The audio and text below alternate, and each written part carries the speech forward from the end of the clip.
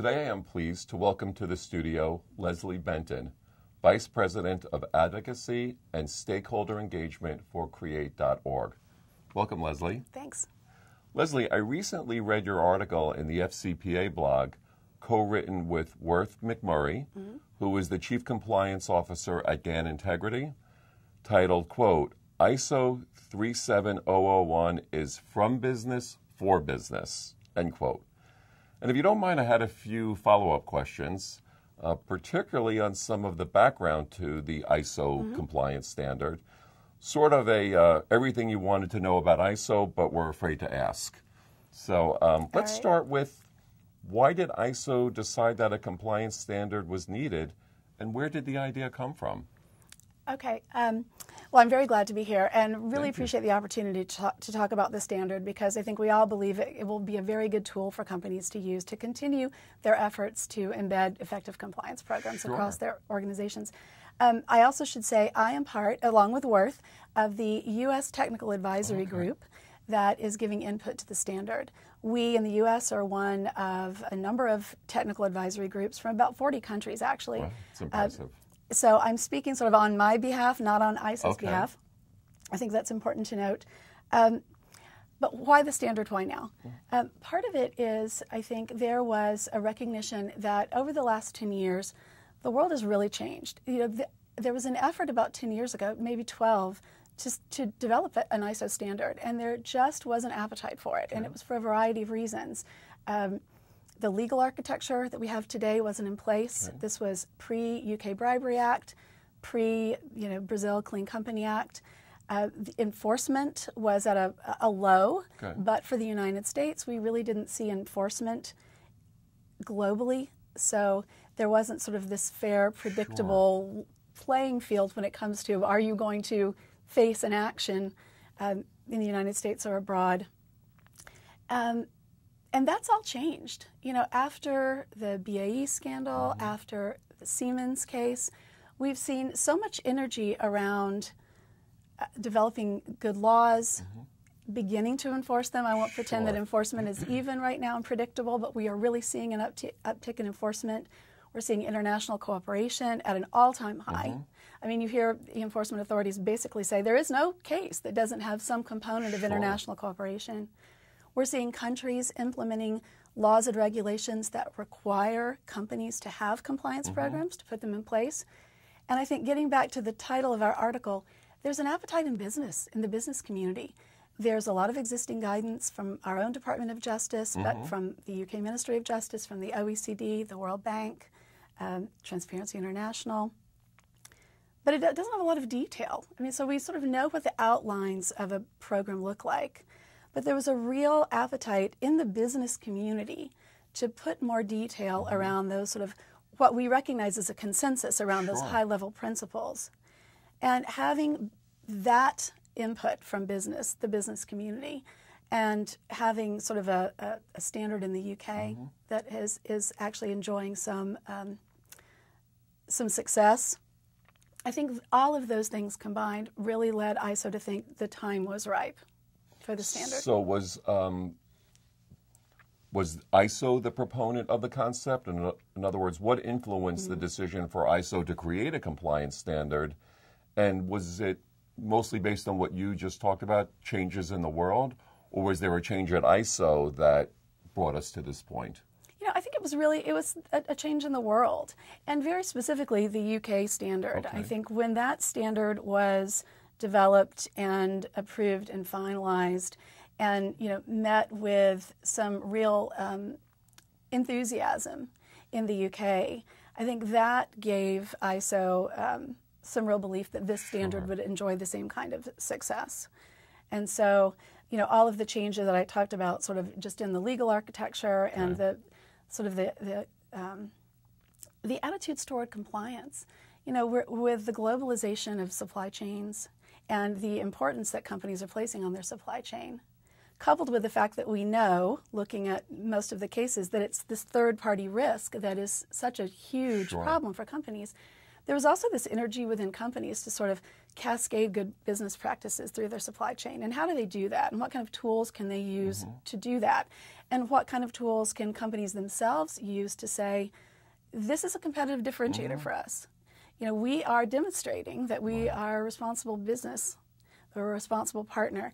So I think there was just that appetite for something that companies could use in that way. Okay, so I'll ask you a question, and you probably have tens of thousands of hours invested in this question, but generally speaking, what does the standard address and what does it not address? Okay. It addresses the major areas that the guidelines that exist today address. But we say in our article it's not the same old, same old. Right. But you would expect it to be aligned with the guidance that exists today. It's what companies have used. So it's not a departure.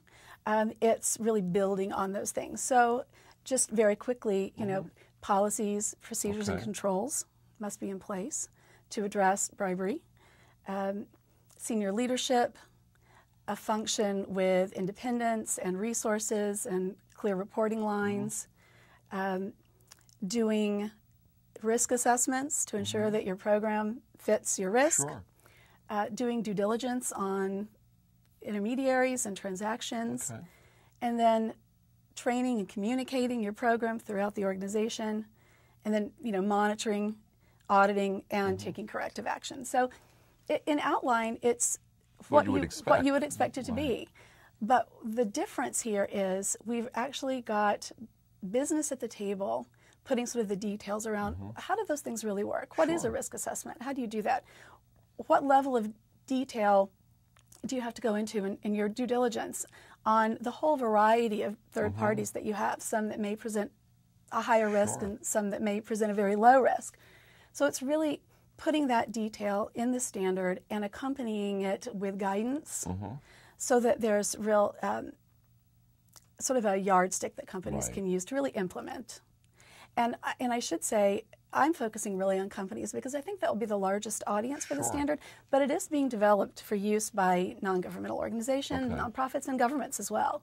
So it's very broad, and it's being developed with this concept of risk, that the program should fit the company risk, and that the measures that you take should be reasonable and proportionate to that risk, so that there's a level of sort of rigidity in that there are certain provisions, certain parts of a compliance program that sort of cross-industry, cross-sector, cross-company size, but the way in which you implement those pieces can differ. That can be calibrated. Absolutely.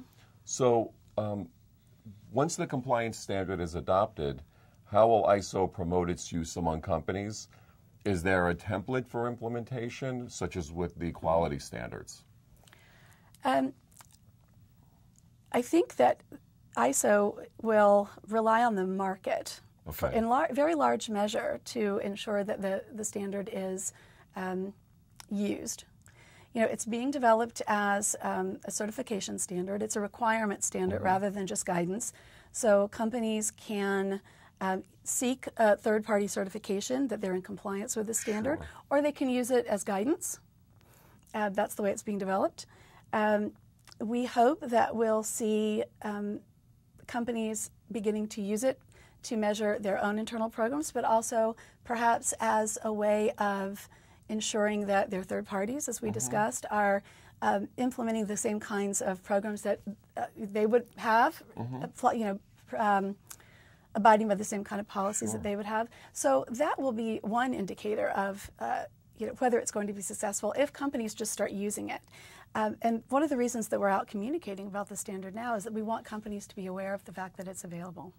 Now, just from a process perspective, are companies now applying to be able to provide the third-party certification? Because if you want to do this, you need to have an available list of organizations that are capable of doing the certification. Or does that wait till after the standard's done? I think, knowing that it's coming soon, we expect it actually to be released toward the end of 2016. There are organizations that are probably thinking about certification now. I don't know with a 100% certainty because that's sort of that's an area that's sort of outside the development of Sure. the standard itself, with one exception. You know, this whole issue of certification is so important that there is a process that's moving forward to ensure auditor competency, certifier Right. competency. So there is that process that's going forward right now. But in terms of how the standard will actually be used, we're sort of, this group that I'm part of is sort of outside of that. Okay. We're really just focused on the standard itself. So then it's really not going to be an organized effort by ISO to promote the standard. It's going to be promoting it as it's now ready. That's right. I mean, it really is. It's, you know, it's, if there's a business need for it, and we really think there is, and otherwise we wouldn't be here today, then it will be used, as I said, in two ways, as guidance or to seek certification. But it really is sort of incumbent on the market. If there's a need for it, then it will be used. Okay, thank you. And this is an interesting question, Leslie, and I've had some experience with the quality standard. Is there a concern that an ISO certification standard might lower the bar? In other words, will companies take an attitude of, let's meet the ISO, but do no more? So why go beyond it? Once we have that stamp, so to speak, you know, we're good to go. So do you think there's a risk that that's going to stifle creativity and taking compliance to the next standard as creating, let's call it like a least common denominator of compliance? You know, I understand the concern, and it's certainly a valid one. We, as part of this exercise, and it's really been ongoing now for about 3 years. I mean, it's all over the world you're meeting. Yes, yes, all over the world. And as I said at the very beginning, we have delegations from over 40 countries here at the table. So it's a very thoughtful, very detailed exercise, and we are mindful of that issue. Okay. So the attempt is to create a standard that really raises the bar internationally, rather than sort of going for the lowest common denominator. You know, we understand what companies have to, what kind of laws they have to comply with if they're doing international business. You know, we know what the enforcement authorities expect to see in terms of effective compliance. And so we're trying to hit that mark. And as I said, there's just a lot of effort that's been put into it. You know, with that said, I think any effort could become sort of a check-the-box effort if companies choose to do that. Right. I don't think it's a reason not to continue to try to give companies practical tools with sort of the detail that they need to embed effective compliance in their organizations. So it's probably not going to change an organization's approach to compliance. It's just part of a building block, not the end of it. Yes, that's right. Well, Leslie, from your own involvement, what's been the most rewarding part of being in the group as creating the ISO compliance standard? And will the working group continue, and will there be refinements, amendments, or does it end once the standard's adopted? The most rewarding group is, the most rewarding aspect is something that I alluded to just a few minutes ago, which is really working with very thoughtful experts from around the globe. Understanding their perspective on compliance, understanding sort of the different dynamics that companies, face, you know, trying to ensure that the standard works across industry size and industry sector, and just learning from those experts as well. That's been the most rewarding part. And really seeing the energy behind this, and it's a very, I think, earnest and credible effort. And sort of seeing that from, you know, 40 country so delegations. Right, it's just, right? it's been fantastic, and I've learned a tremendous amount from my colleagues. In terms of going forward, our group, this committee that's developing the standard, will actually dissolve when the standard is finalized. There will be another group that sort of takes up review of the standard over time, any refinements that need to be made, and of course those of us who are on this development committee have the option of being part of that as well, but it may bring in others too. But so I think there is an effort to ensure that the standard is being used, that there are no weaknesses, that it's refined over time, and that we sort of feed into the process the kind of comments we're getting from companies who are using standard. That's really important. It will be a little bit of a work in progress, Yes. Even after. So is there a place where people can find this standard? Is there going to be sort of a main information portal where companies can find more information? There is. Right now it is up and available as a draft on the ISO site. Great. And if you just search ISO 3701, you'll find it. So it is on ISO. There will be, once it's finalized, there will be a larger presence that it has within the ISO site. But now there's a page. It has, FAQs on the standard. You can read the standard itself. There's other sort of information that we put up there to help people understand it without reading the entire standard. So there's a lot of information on the ISO site. Excellent. Well, I think today we took a big first step, and thank you for explaining some of the sort of thinking and how this is all going to look. Appreciate your time. Thank you. I appreciate it as well. Thank you.